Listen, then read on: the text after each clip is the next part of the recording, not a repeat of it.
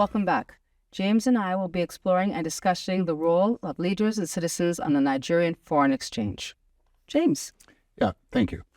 Well, that's a bit placed more on the side of when you don't have it, you can give it. Mm-hmm. And that's exactly what this is talking about. The need for USD is the winning price. The need to have a decent foreign reserve is the winning price for any country to be currency, so that when citizens make demands, they're able to get exactly what they need to make purchases outside the country. So when they're not able to get that, then there's no choice. You now put a lot of pressure on what is available, and the price goes up. I mean, just as what we know, price will always respond to when demand and supply is not equal. Mm-hmm. So most times, of course, responds most times upward. So, and that's why when it goes upward, it means that the value of the currency is devalued, as the value of the currency has actually gone down. So the history of the past, where exchange rates are just they just change with a few paragraphs and a few statements online. I mean, you just ask yourself, is this supposed to be the situation? Mm-hmm. So that should not be. And that's where the role of citizens and leaders come in. If you take this as life, if exchange rate is life, then you have to understand that you can't just come up one day and say, today the exchange rate is 180, but from tomorrow it's going to be from 250. These are not statements you just come to say like Keith.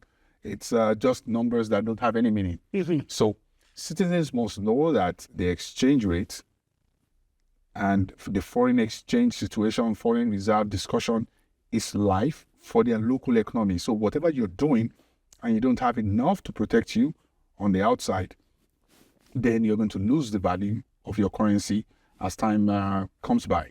So citizens must strive to know the basics. That's exactly what we're trying to say here. And then also the government has to also strive to then educate their people so that they know what is at stake, and so that they have a fluency in this knowledge and in this information, so that they know exactly what the Nigerian foreign exchange means to them, especially in terms of their dollar and especially against the USD. Exactly. Someone might ask, well, what's my business with the dollar? Do you have any business with the dollar?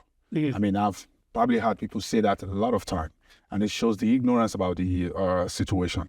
Well, why are we complaining about the dollar? We spend naira here. No, it doesn't work that way, sir. Mm-hmm. It works on the reverse. That's something else. That or you just made your 2 million naira, for example, you kept it under your pillow. Today, it could probably buy a car, and tomorrow you might not be able to buy a bicycle. Mm-hmm. So you have to understand how this works. And it starts with you opting to know the basics. The leaders today were once citizens. Mm-hmm. So if you are an informed citizen and you get into the role of the leadership, then you can understand and know exactly what to do. Mm-hmm. But if you don't know as a citizen and you go there, it's okay with you, but you don't know how it works, you're going to get there and it's going to be a mess. Mm-hmm. So all I'm just trying to say is citizens should take this as a standard. Mm-hmm. They should know, and they should be able to ask questions, and they should know that there's nothing that they are going to be achieving without the protection of their local currency by earning foreign currencies. But then you'd also say that this is also part of the educational program. Like, this is something that should be taught from an early age, so that when they're learning about their mathematics and and the history of the country, that these are topics that come into play for them. How the economy works. Yes. I agree completely. And when you have a situation where we have to compete on everything, like we said before, when you have adult literacy index and you're like 62, we're simply saying 62 out of every 100 has actually gone to school in the first place. So that's not acceptable. Mm-hmm.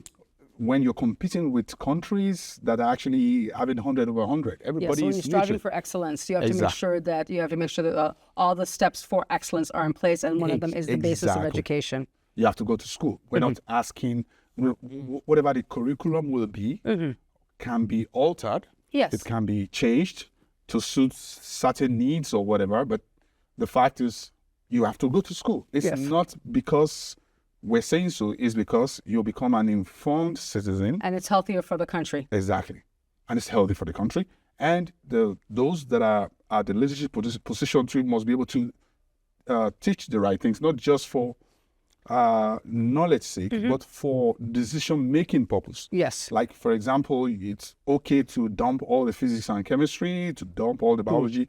They don't ever change. Yeah. But you have to be able to discuss contemporary situation. Yes. What's happening? This is how our economy works, and this is what is important to us as a country, and all of that. And when you don't have that, you're not well informed. And when you want to make decisions on who to vote for, you can ask the right questions. Yes. So, for example, you can ask your leader, how can we get there? Because you know where you're going. Yes. But if you don't know where you're going, you can't even ask the question.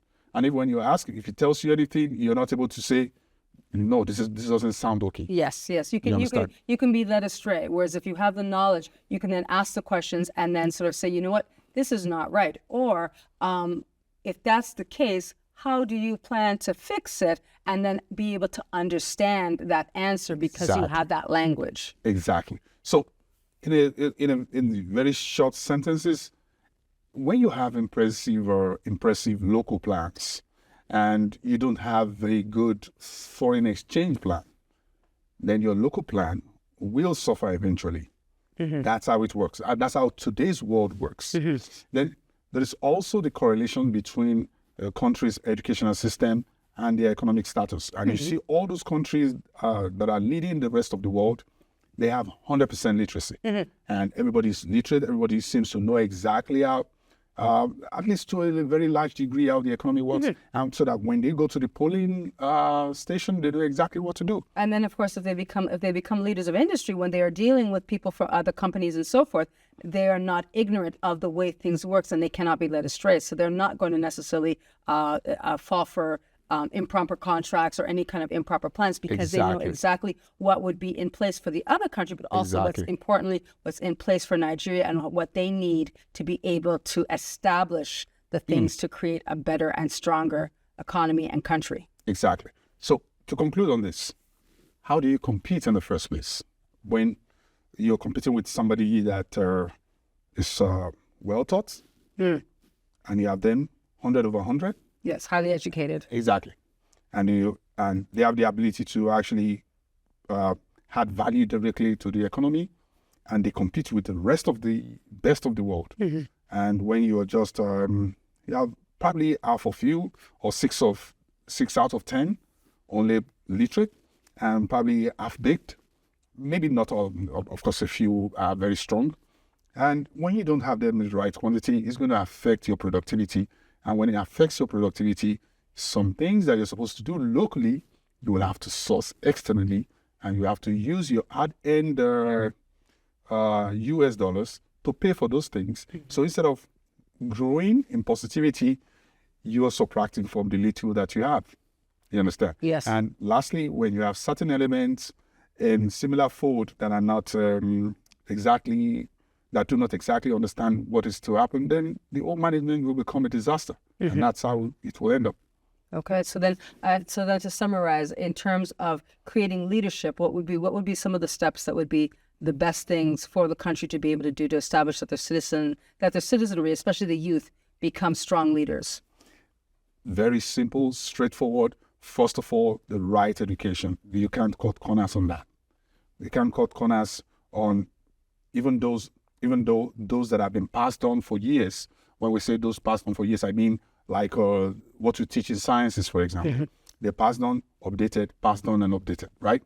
But you must be able to find a way of letting the citizens know. So when they go out to protest, they know exactly what they're protesting for.